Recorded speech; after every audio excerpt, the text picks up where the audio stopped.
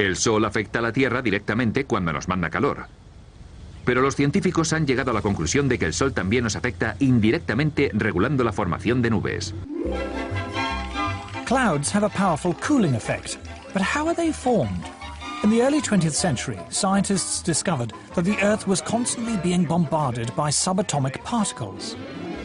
These particles, which they called cosmic rays, originated, it was believed, from exploding supernovae far beyond our solar system.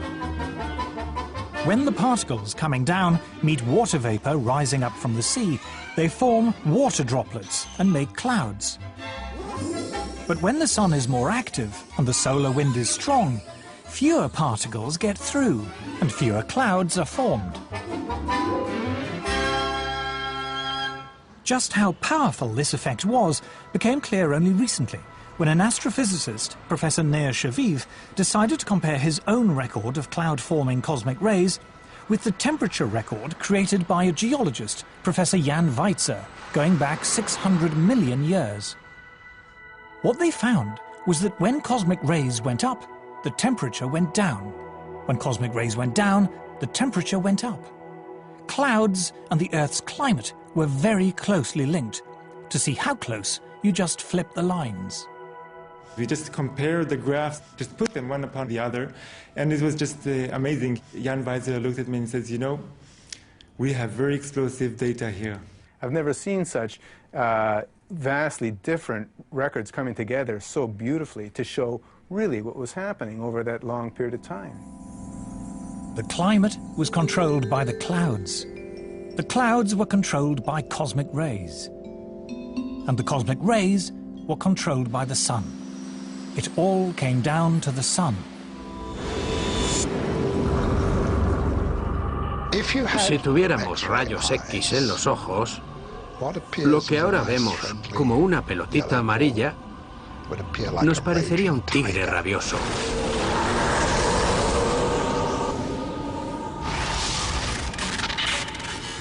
El Sol es una bestia increíblemente violenta.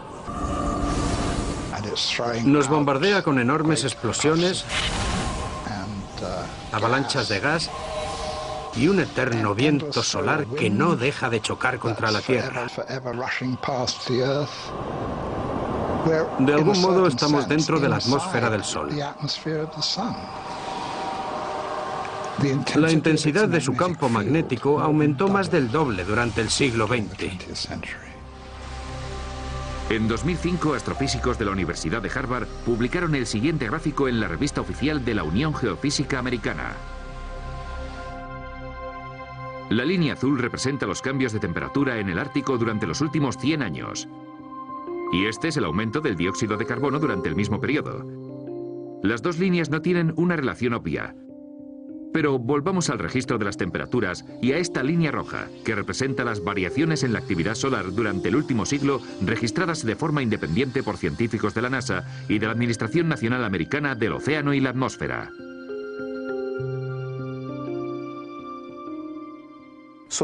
La actividad solar de los últimos 100 años, de los últimos cientos de años, está estrechamente relacionada con el hielo del mar y las temperaturas en el Ártico. Para muchos científicos, la conclusión es innegable. El Sol provoca el cambio climático. El CO2 es irrelevante. Pero si esto es así, ¿por qué nos bombardean a diario con noticias sobre el calentamiento global causado por el hombre? ¿Por qué tanta gente de los medios de comunicación y otros ámbitos lo ven como un hecho incontestable? Para comprender el poder de la teoría del calentamiento global, primero hay que comprender cómo surgió.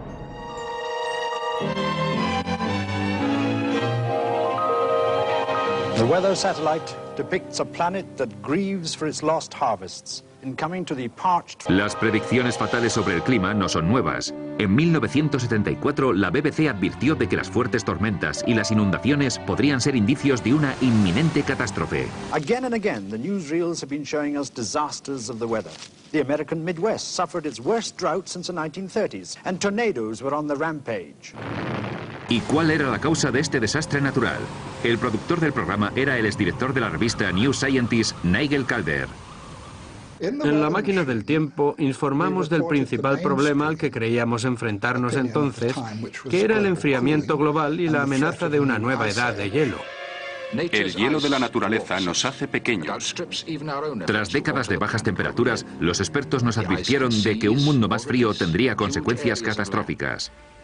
Es el problema siempre presente de la gran helada. ¿Reclamará nuestras tierras la nueva edad de hielo? Pero de entre tanto pesimismo surgió una voz esperanzadora.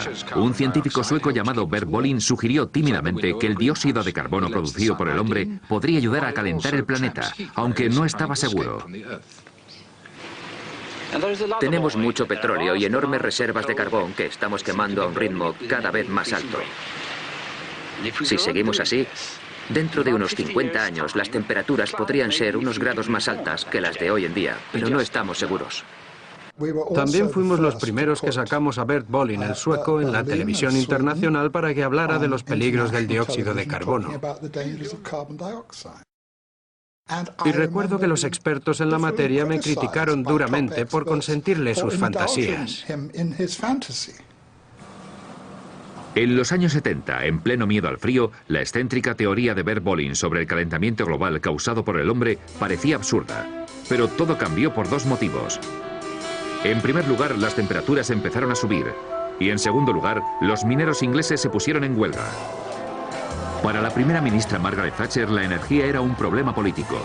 A principios de los 70, la crisis del petróleo había provocado una recesión mundial. En el Reino Unido, una devastadora huelga de mineros había causado varios apagones y la caída del gobierno conservador.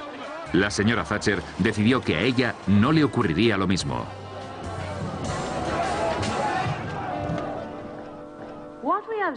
Lo que hemos visto en este país es la aparición de una minoría revolucionaria organizada,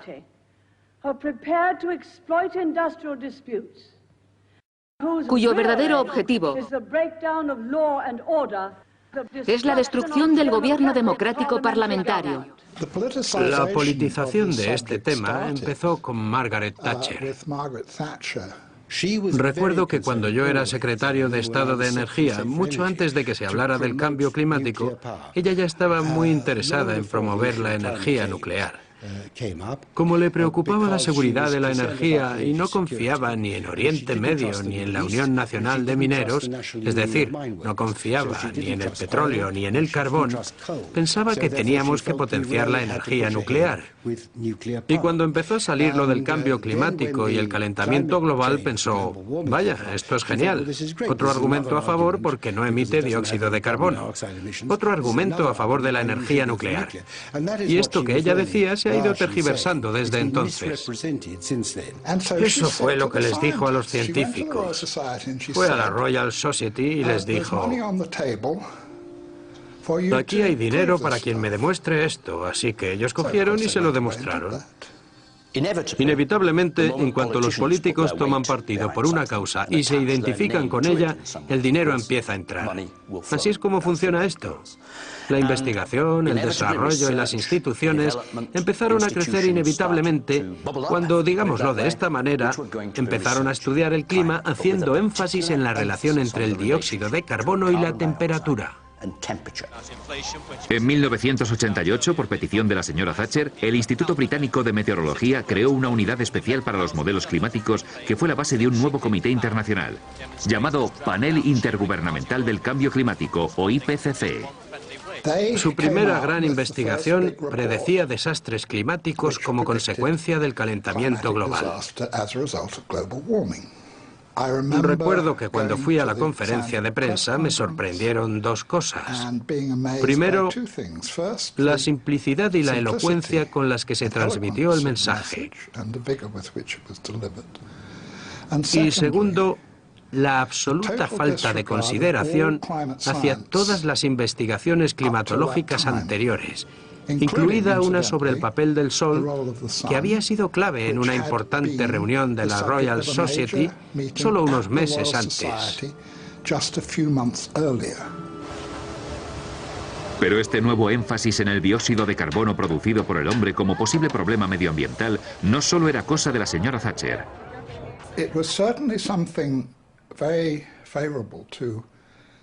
environmental idea, what I call the medieval environmentalism of let's get back to the way things were in medieval times and get rid of all these dreadful cars and machines.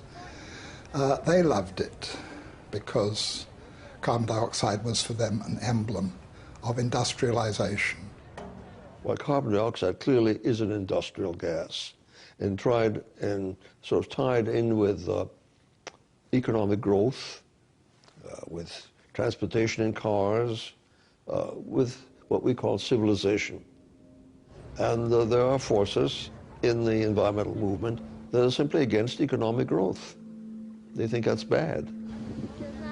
It could be used to legitimize a whole suite of myths that already existed: anti-car, anti-growth, anti-development, and above all, anti-that great Satan, the US. Patrick Moore está considerado uno de los ecologistas más destacados de su generación. Es cofundador de Greenpeace.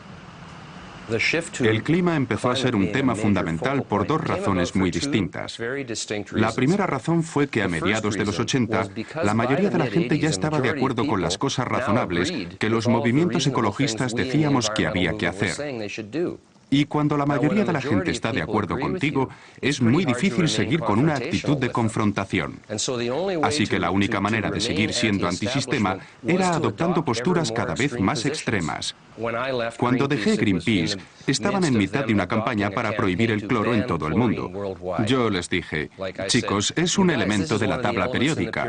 Y, en fin, no sé si está en nuestra jurisdicción el prohibir todo un elemento. La otra razón de ser del extremismo ecologista fue que el comunismo mundial fracasó. El muro cayó y un montón de pacifistas y activistas políticos se pasaron al ecologismo, trayendo consigo sus teorías neomarxistas. Aprendieron a utilizar el lenguaje verde de forma muy inteligente para encubrir unas agendas que tenían más que ver con el anticapitalismo y la antiglobalización que con la ecología o la ciencia. Los que quedaban estaban algo desorientados por el fracaso manifiesto del socialismo y aún más del comunismo tal como se llevó a cabo. Así que seguían siendo tan anticapitalistas como eran, pero necesitaban un nuevo disfraz para su anticapitalismo. Y aquella alianza tan sorprendente entre la derecha de Margaret Thatcher y la extrema izquierda anticapitalista y ecologista fue la que creó este movimiento a partir de una idea disparatada. A principios de los 90, el calentamiento global causado por el hombre ya no era una teoría excéntrica sobre el clima, sino una campaña política en toda regla que atraía la atención de los medios y, en consecuencia, más subvenciones del gobierno. Antes de Bush padre, creo que la asignación para las ciencias relacionadas con el clima era de unos 170 millones de dólares al año, que es razonable para un ámbito de esas características. Y esa cifra se multiplicó hasta los 2.000 millones al año, más de 10 veces lo que era. Eso cambió muchas cosas. Dio lugar a nuevos puestos de trabajo y atrajo a gente que, de no ser por eso, nunca se hubieran metido en ese campo. Así llegó muchísima gente cuyo único interés por el clima era el calentamiento global.